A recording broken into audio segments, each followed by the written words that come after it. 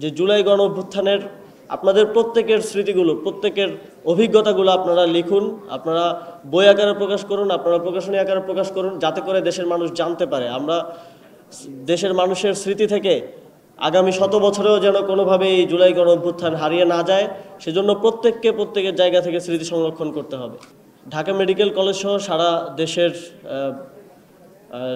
Medical কলেজের শিক্ষার্থীরা যখন আন্দোলনের সময় বিভিন্ন জায়গায় আমরা একটা আহ্বান করেছিলাম যে যারা মেডিকেল কলেজের শিক্ষার্থীরা আছেন, ডাক্তাররা আছেন, আপনারা মেডিকেল ক্যাম্পের মাধ্যমে আহতদেরকে সহায়তা করুন এবং সেটাতে আপনারা স্বতঃস্ফূর্তভাবে বিভিন্ন ধরনের টিম তৈরি করে বিভিন্ন সংগঠনের মাধ্যমে প্রত্যেকটা যুদ্ধক্ষেত্রে উপস্থিত হয়েছেন এবং যথাসাধ্য চিকিৎসা দিয়েছেন।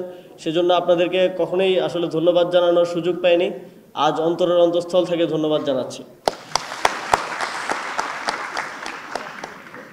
আমি কয়েকজন সম্মানিত শিক্ষকের কথা শুনছিলাম যে এখানেও চিকিৎসা দিতে গিয়েও কীভাবে ওনারা বাধার সম্মুখীন হয়েছেন। আসলে বাংলাদেশে গত 16 বছরের ফ্যাসিবাদী ব্যবস্থার কারণে এমন জায়গা রাজনীতিকরণ করা হয়েছে যেখানে রাজনীতি থাকার কোনো প্রশ্নই ওঠে না।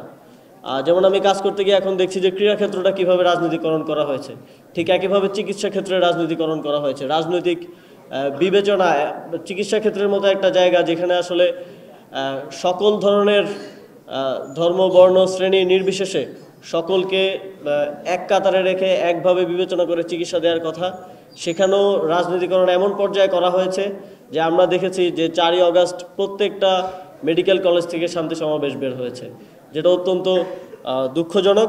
25 বছরের ওয়ারেন্টিযুক্ত দীর্ঘস্থায়ী দরজা প্রোটেক্টর, আধুনিক ও মজবুত দরজা। আমরা চাই আগামীর বাংলাদেশে কোনো রাজনৈতিক দল কিংবা কোনো সরকার যেন চিকিৎসা ক্ষেত্রের এই রাজনীতিকরণটাকে সহ্য না করে এবং চিকিৎসা ক্ষেত্রে রাজনীতিকরণকে আপনারাও রুখে দিন, এটা আমাদের একটা প্রত্যাশা থাকবে।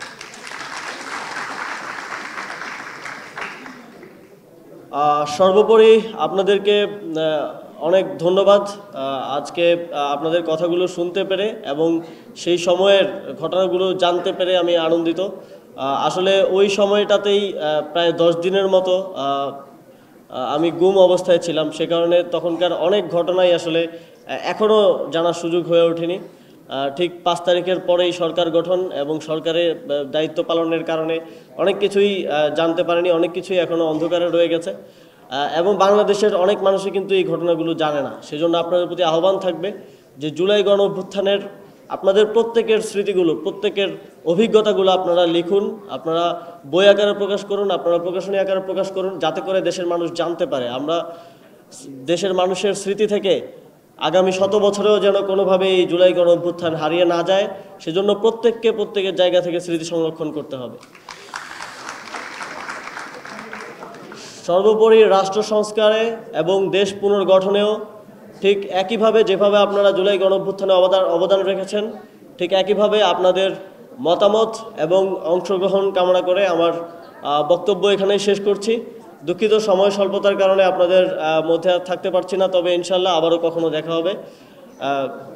জুলাই বিপ্লব, জুলাই গণ অভ্যুত্থান চিরঞ্জীবী হোক। ধন্যবাদ।